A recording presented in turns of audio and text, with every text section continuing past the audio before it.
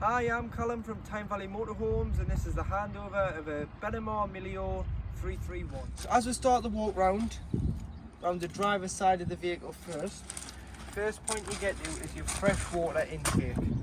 So carry yourself a hose pipe, either an expandable one or a normal hose pipe with some hose pipe fittings, as it's mainly just a brass tap on site. Get your habitation key, which is this round-headed key here, and you'll be able to lock and unlock your filler.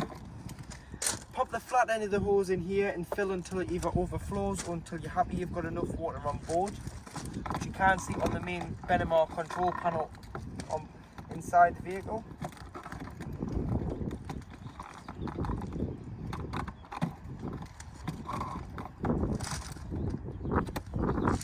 Underneath the vehicle is where you drain it off. So you filled it, you've either took on contaminated water or you're ready to drain it off for the winter. You've got to get underneath the vehicle. So get underneath the vehicle and remove this green cap.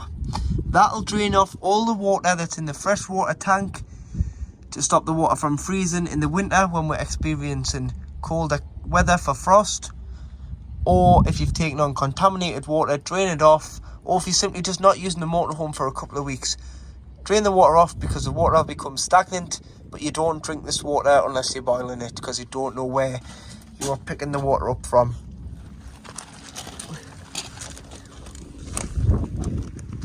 You've got your two fridge vents, which are here. Your vent for your boiler, so your boiler's underneath your bed in the corner there. This just allows the fumes out when operating on gas. To drain off any water that you have used, so shower, dishes, hand basin, anything that you've drained off via a plug hole. Behind the back driver's wheel there's a handle, which is known as your dirty water, grey water, wastewater. Pull and you can see it drains off. Drive over the grid on the way out of your site and get rid of this, because you don't want to be travelling with this in, because it makes the motorhome heavier, which will downgrade your payload because you're carrying water, and it will affect your consumption of diesel, as it's going to be a lot heavier, so it's going to use more fuel. LPG on the back, liquid petroleum gas. This is your gas locker, so this is where your gas bottle lives. Habitation key opens this door, and in here you can fit two 6 kilogram colour gas bottles. This is our test bottle, but once you put a bottle on, there's some straps you want to strap round the centre of the cylinder to keep it secure when on board. And then to connect the pigtail to the bottle, it's a left hand thread hand screw in, no need for a spanner. Right to loosen, left to tighten. Turn the bottle on and off. Turn the bottle off when travelling and turn it on when you get back on your site. This will make sure that if you are involved in a collision, that the gas is secure for yourselves and anyone else around you, so that the motorhome's going to be no threat with the gas turned off. At the back of the vehicle, you've got your high level brake light, your bullet style reverse camera, two bars here where the back panel's strengthened to take a bike rack, so if you ever want a bike rack put on, you can have one fitted. The bars are already there. And then on the back, you've got the under bed back storage, so your bit of your garage. It is heated. You've got 12 volt and 230 volt there. You've got your carb mat, your silver screens, your carpets, your on and winding handles in there. Your tool kits in there for jack and brace and tool eye. Everything to change that spare wheel. Coming round to the back passenger side, using that key again, you can open this one, which is a WC cassette. Push the button in to operate your cassette, to bring it out when to empty. Little blue clip, pull it up, pull the cassette free of the vehicle. You've got a handle there, so you can drag it round to your waste disposal point instead of carrying it if it's heavy. And then to empty, blue cap, take the blue cap off, go to your waste disposal pipe, which is normally beside your toilet block, press the blue button and tip it out. Once you've tipped the content of the cassette out, there's normally a tap. So you put some water in the spout, give it a quick rinse, and then you fill this with 120 millilitres of either the green or the blue chemical. Pop it into here, and it's good to go back into the vehicle and be used. I'll explain about the blade. If the blade was to be open, the cassette won't come out, but I'll tell you that once I'm inside the washroom. But your Fiamma F45 awning, which will show you on collection.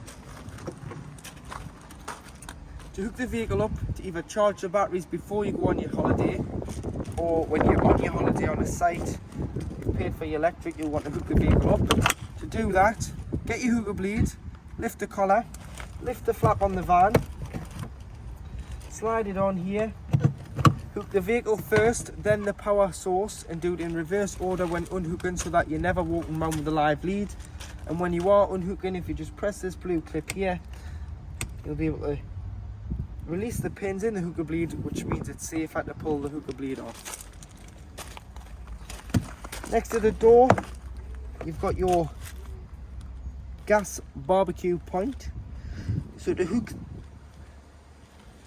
so what you do is, if you're using a Kadak, this uses the bottle on board, so you put a fitting in there, quick release fitting. You'll want some orange hosing and some Jubilee clips to seal the fitting to both ends of either the gas point and the Kadak. Turn the bottle on, it will use the bottle on board instead of carrying a spare. And you do have your external shower point at the bottom, which is a cold water feed for hosing the dogs, the kids, yourselves, the bikes off. Habitation door opens with a little key, so it's up to open, down to lock.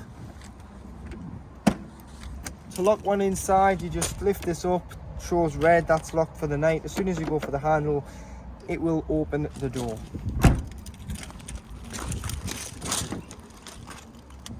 Main key, passenger door. This is where you fill with diesel using the main key as it's a lockable cap.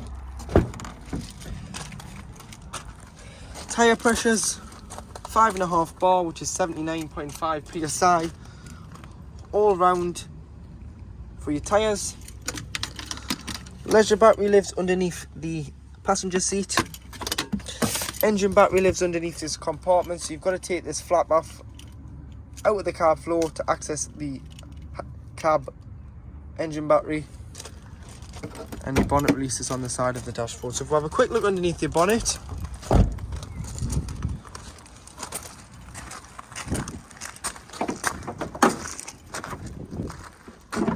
so you've got all your fluids. The main one you're going to need, which is your screen wash, which is this side here. Then 3 tabs lift this cover off. You've got power steering fluid, coolant, brake fluid, oil filler and dipstick. And then for giving or receiving a jump start, as the battery is underneath the cab floor, this is your earthen point. And then between the air filter and the headlight, pop your key into here, lift this up. This is your positive for giving or receiving a jump start.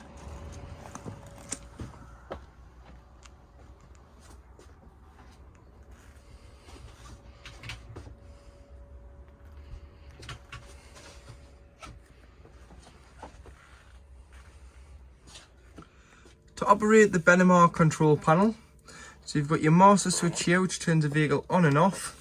So if you're not hooked up, you'll only have 12 volt off your leisure battery. If you are hooked up, you'll get the little light here, which means that you're receiving 230 volt. You can then turn on your 12 volt on and off, so that'll operate your lights, your ignition for your fridge, your cooker, so make sure your 12 volts turned on. Then you've got your pump, so you turn the pump on and off. To pressurize the taps, toilet and shower, you need your pump on. Lights, which is this one here, and then you do have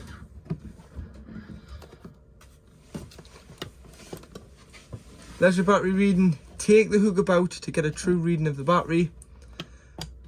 Vehicle battery reading, fresh water, half a tank of fresh water on board. That'll go red once it goes into the red, and then it'll go red below once the waste is full, where you need to pull the handle behind the back driver's wheel. And then you can brighten and dim the panel should it be too bright or too dull. You can brighten as it goes up and down in its stages.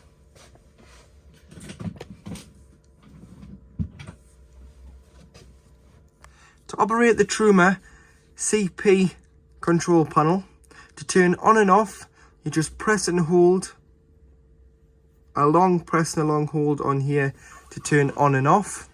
Press once and you can get in the menu. So as you can see in the top left hand corner, you've got a picture of a camper with a thermometer in. Click on that. This is how hot you want the inside of your motorhome to be. So you've got all the way to off or all the way to 30 degrees. So depending on the temperature you want it at, once you're happy, you just press enter and preset it at the temperature you want it at. That's the thermostat. Next one on, you've got how hot you want your water. So making sure that your boiler's closed and you've got water on board. You have it off. You have it on 40 degrees.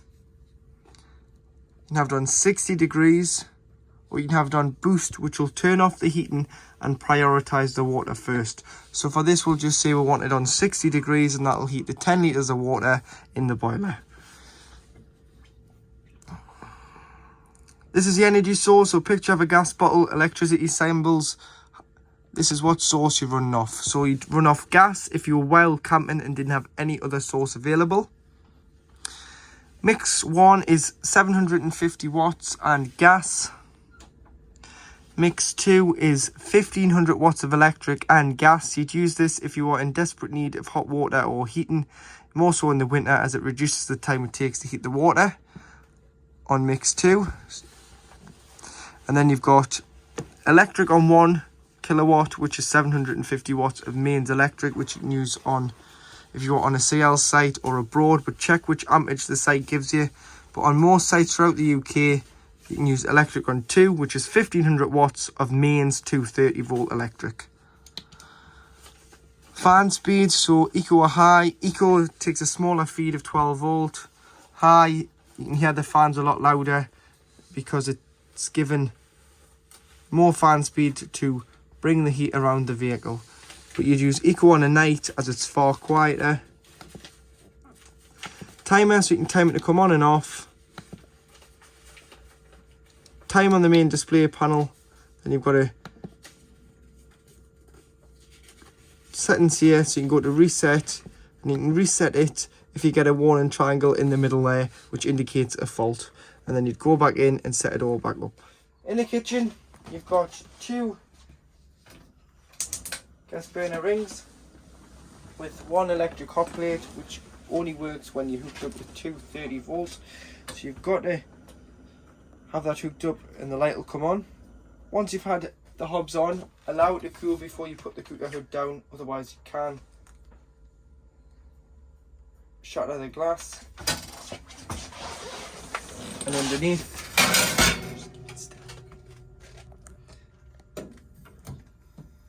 you've got your oven, and then above the oven you've got the grill.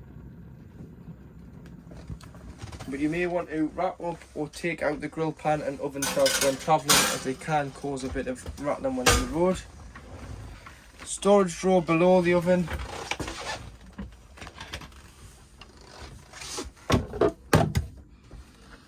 Storage in here, and these are your gas isolation valves, so they isolate the following: obviously the hob, the boiler and the fridge. Should you have any problems with gas, turn the bottle off to be safe. These are mainly for when the vehicle is annually serviced. Cutlery drawer, 12 volt and 230 volt socket. Light underneath the kitchen. Storage above, and then should you have the pump on, you'll be able to get a pressurized flow of water from the hot and cold side, and that water is getting really warm there, so your hot water system is working correctly. To operate the fridge, which is a Thetford fridge. You turn on and off here. This one is your energy source. So as you can see there, it says A, and it's gone to a picture of a plug. So A stands for automatic energy selection. So the brain of the fridge picks out the best source it has available. And it's automatically gone to mains power as we're hooked up. Should I take the hook out, it will go to gas and self-ignite. And if I was to start the engine, it would go to the 12 volt setting, which is off the engine alternator, which basically keeps the fridge and freezer at the same temperature was at when departing. So it acts like a big cool box. So it's got to be pre-chilled beforehand. Either if you're at home, hook the van up a few days before. Not only does it allow the leisure batteries to charge, but you can chill the fridge down to temperature. And then as soon as you unhook and start the engine, it'll automatically switch over. Or if you're on site and you're moving from site to site and your shopping's in and it's nice and fresh, when you move from site to site on automatic, it'll switch over at the battery symbol, which means it's getting 12 volt from the alternator, and it'll keep it as a big cool box and keep everything in there nice and fresh until you arrive back on site and either hook back up or switch on to gas. If you need to switch on to gas, it does wait 20 minutes. So what you need to do is you need to press the square button. A has disappeared. That's on manual hookup. That's on battery, and it's code 6, loss of 12 volt because the engine's not running. Press again and it's gone to gas. This is your energy, this is your temperature, so 5 being the coldest. You might want to put on 3 or 4 once you put your shopping in, because it can sometimes freeze the fridge. And then you've got your frame heater here, which just stops the rubbers from sticking to the doors when you've got the fridge and freezer on.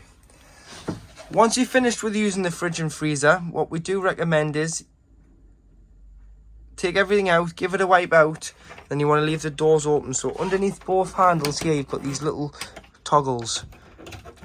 These toggles need to clip into the frame.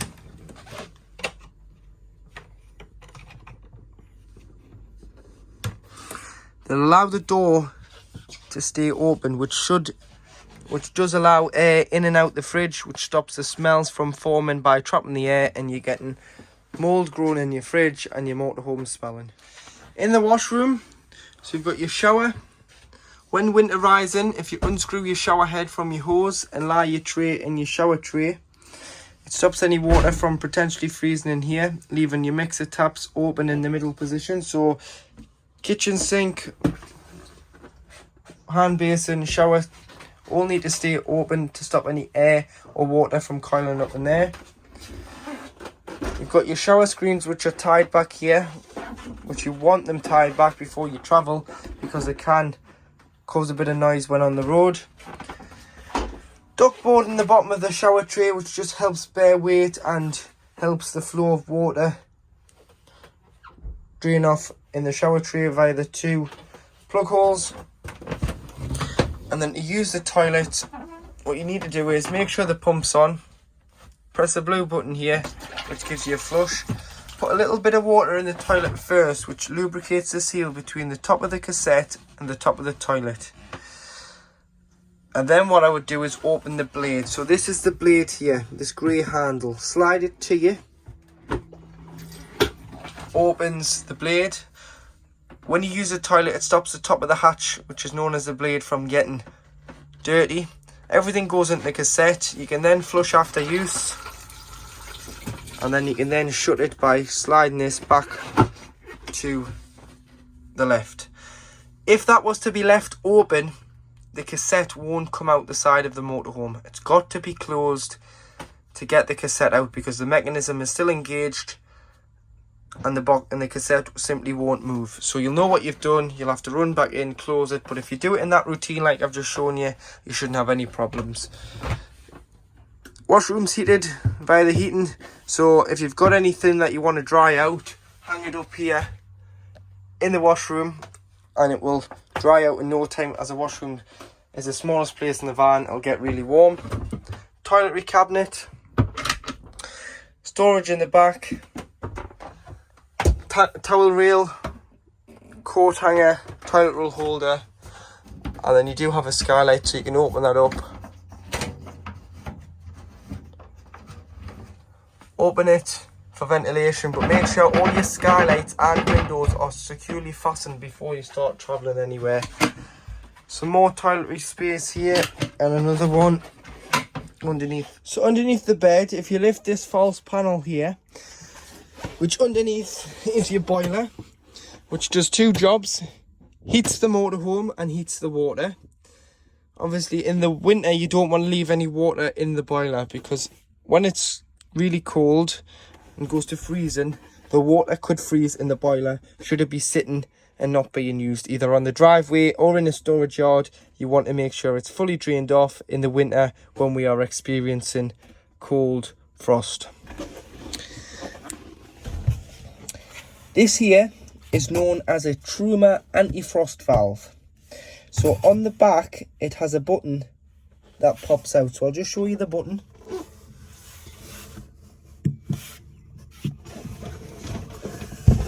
The button is just here on the bottom, just here. So when it reacts to 3 degrees when not in use, it'll drop the water. So what will happen is the button will pop out, the water in the boiler will drain directly out underneath the chassis. But I wouldn't rely on this valve, because if it ever did become faulty and you rely on it dumping the water at 3 degrees and think, oh, my motorhome will drain the boiler itself, and it doesn't, you could be in for an expensive bill to repair the boiler. So what I would do is just come in when you're winterizing it, when you're packing it away and you're not using it, you know you're not using it anymore, drain it off, little diamond pops up. You come in with no power on and do this, as the pump will not kick in. The button pops out, which is just this button here at the bottom, and then when you're ready to reuse it, turn it, push the button in at the bottom, and shut the boiler. You then shut the fresh and the waste, close all the taps, fill the vehicle with water. Come in, put the pump on, go to the cold side of the tap first. You'll get an automatic pressurised flow of cold water. Go to the hot side, it'll cough, splutter, make all sorts of noises until you get a free flow of water from the hot side, which what it's doing is it's filling this boiler until it goes to the tap. Then your system is primed for the season, but make sure you drain it off, because otherwise it's not covered underwater. Underneath your side bench seat behind your passenger seat, underneath is a location of your trips. So on mains power, if you don't think you've got mains power, you can try and trip your vehicle out first. So you've got your trip tester and your MCBs, and then right next to it you've got your 12 volt fuses. So do carry some spare, just in case a 12 volt item decides to blow a fuse or it isn't working. You can replenish the fuse and solve your problem. And you can get these fuses from anywhere really, online, car shops, DIY shops. They are just standard blade fuses. So to create your fourth bed, you've got the over cab. So pop the ladder on. You'll be able to fold the mattress over, and then you've got this little board here which comes out, which just means if you're going to put children in there, they can't roll out, because it's giving them a little bit more height, which they can't roll out of the over cab bed. If you wanted to store things up here when travelling, store light things up here, nothing too heavy. So bedding, extra clothing up here. The ladder can of course store up here. So take it off, pop it back up there. Got a privacy curtain, but you can lift it up. So once you've stored things in there and you're travelling, lift it up, gives you extra headroom to get in and out of the cab. But it also means that things aren't going to roll out, as the bed is on gas struts and can stay up there. You've got two lights up there, 2 USB points on a charging system from the leisure battery, and obviously a curtain which gives you privacy for whoever's sleeping up in the overcab. To operate the head unit, what you need to do is you turn on and off here. And then you can do FM, AM. So you normally use FM. You can press 1 to 3 to save your favourite channels, or you can press all and save up to 12 of your favourite radio stations. You've got media, which is either a CD, USB or auxiliary. You can go to trips and you can view your trip computer, so trip computer A, so you can view your average consumption, your average speed, your distance travelled and your time travelled. Press and hold them to reset them. Or you can connect your phone by pressing phone, settings, add a phone, or add device even. You want to find Uconnect on your phone. Press pair. Once you've pressed pair, it'll ask you if you want your contacts to be saved. Press allow and it will download your contacts into the phone book on the head unit. So you can press phone, press contacts and scroll through who you want to ring. And then you've got more, which is your outside temperature and your clock. Settings at the top, so you can view all your settings, which is all explained in the handbooks, but we'll keep it nice and simple and show you how to use the head unit, which is radio, phone and media. Volume on and off, scroll through your tracks, you can turn the screen off, you can mute it here, and you can go back with that button there. To operate your air conditioning and your heating in the vehicle and the cab, so you've got on the outside left dial your temperature. Inside is your fan speed, must be on fan speed 1 or more for your aircon to work, which is this button here. And then on the right outer dial, you've got your distribution, so where you want it to go to, whether it's face, feet, screen, and then on the bottom whether you're recirculating air within the motorhome or you're bringing fresh air in. You've got your hazard button here. This locks the cab doors. You have to manually lock the habitation door, and you've got heated mirrors, so should they be wet, icy away in the winter, you can clear your mirrors so you get great visibility. 2 12-volt points, cup holders, auxiliary and USB input for the radio.